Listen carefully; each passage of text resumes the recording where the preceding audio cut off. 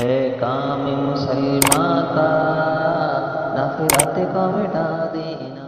کی نماز سے پہلے عید کی نیت کس طریقے سے بنتی ہے، عید کی نماز واجب ہے یا سنت ہے، یہ بھی بتانے جا رہا ہوں۔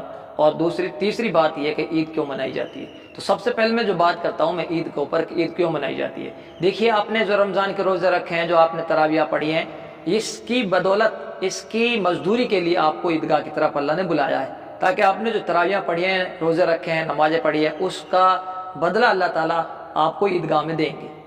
دوسری بات جو یہ کہ رمضان مبارک کا مہینہ یہ سب سے بڑا بابرکت مہینہ ہے۔ اس مہینے میں اللہ نے قرآن کریم کو نازل کیا ہے، اور یہ مہینہ سارے مہینوں سے بڑھ کر مہینہ ہے۔ اس میں ہر چیز کا ثواب ڈبل کر دیا جاتا ہے، ڈبل سے بھی زیادہ کر دیا جاتا ہے۔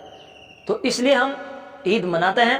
حالانکہ اس سے پہلے اور کچھ جڑی ہوئی باتیں ہیں کہ آپ صلی اللہ علیہ وسلم کے آنے سے پہلے کچھ لوگ یہودیوں میں، کچھ اور مذہبوں میں جو اس طریقے سے تہوار مناتے تھے تو وہ تہوار غلط تھے۔ تو آپ صلی اللہ علیہ وسلم نے جب دیکھا کہ لوگ اس طریقے سے تہوار منانے، تو اللہ نے آپ کے لیے عید کا تہوار دیا کہ آپ رمضان کے روزے رکھیے، تراویح پڑھیے، اور اس کے بعد پھر آپ کو عید منا دیے۔ عید ایک ملن ہوتا ہے، اور عید ایک سندیش دیتا ہے کہ ہمیں پوری دنیا کے انسانوں کو ہمیں مل کے رہنا چاہیے، آپس میں پیار محبت سے رہنا چاہیے، ہمیں کسی سے نفرت، ہمیں کسی سے بغض، کینہ، یہ چیزوں سے ہمیں یہ رمضان کا مہینہ ہمیں روکتا ہے۔ رمضان کے مہینہ میں کچھ چیزوں کی پریکٹس کرائی جاتی ہے کہ آپ جھوٹ نہ بولیں، آپ غیبت نہ کریں، اپنے ماں باپ کی سیوا کیجیے، اللہ کی اطاعت کیجیے، اللہ کے نبی صلی اللہ علیہ وسلم نے جو طریقہ بتایا اس کے مطابق آپ زندگی گزاریے، قرآن پڑھیے، آپ ذکر و اذکار کیجیے، اور گاؤں میں اپنے بزرگوں کی عزت کیجیے، اپنی مسجدوں کی دیکھ کیجیے، اور غریبوں کی مدد کیجیے۔ ان کچھ باتوں کو ایک پریکٹس، ایک ٹریننگ دی جاتی ہے رمضان کے مہینے میں۔ تو رمضان کا مہینہ پورا ہو گیا تو عید منانی ہے، تو عید ایک مزدوری، جو آپ نے یہ چیزیں کی ہیں ان کا بدلہ اللہ تعالیٰ آپ کو عیدگاہ میں دے گا۔ تو عیدگاہ میں جب ہم جائیں گے تو کچھ چیزیں ہیں کہ آپ جس دن عید کی نماز ہوتی ہے، عید ہوتی ہے، اس دن فجر کی نماز کے بعد کوئی نفل آپ نہ پڑھیں۔ آپ صلی اللہ علیہ وسلم ہر روز فجر کی نماز کے بعد نفل پڑھا کرتے تھے، لیکن جس دن عید ہوتی تھی اس کے بعد فجر کی نماز کے بعد آپ نفل نماز نہیں پڑھتے تھے۔ تو آپ بھی نفل نماز نہ پڑھیں عید والے دن۔ تو اس دن آپ سب سے پہلے 13 سنتیں عید کے دن کتنی ہیں؟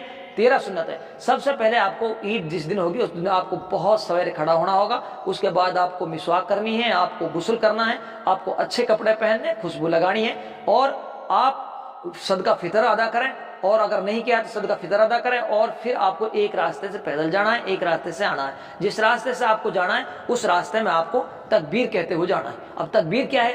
تکبیر یہ اللہ اکبر لا الہ الا اللہ واللہ اکبر اللہ اکبر وللہ الحمد، یہ تکبیر ہم آہستہ آہستہ کہتے ہوئے ایک راستے سے جائیں اور ایک راستے سے آ جائیں۔ اب آپ کو سیکھنی ہے کہ نماز کس طریقے سے پڑھنی ہے۔ دیکھیے سب سے پہلے عید کی نماز یہ واجب ہے، آپ کو ذہن میں رکھنا ہوگا کہ عید کی نماز یہ واجب ہے۔ آپ کو نیت اس طریقے سے کرنی ہے، 2 رکعت نماز واجب عید الفطر، ماں 6 زائد تکبیروں کے پیچھے اس امام کے اللہ اکبر کہہ کر ہاتھ باندھ لیں۔ اگر اتنی لمبی نیت آپ سے نہیں ہوتی ہے تو آپ یہ کہہ لیں کہ میں اس امام کے پیچھے عید کی نماز پڑھ رہا ہوں، تب بھی کام چل جائے گا۔ لیکن نیت آپ یہ کر لیں تو اچھی بات ہے، نہیں ہوتی اتنی لمبی نہیں مڑتی تو آپ چھوٹی سی کہہ لیں۔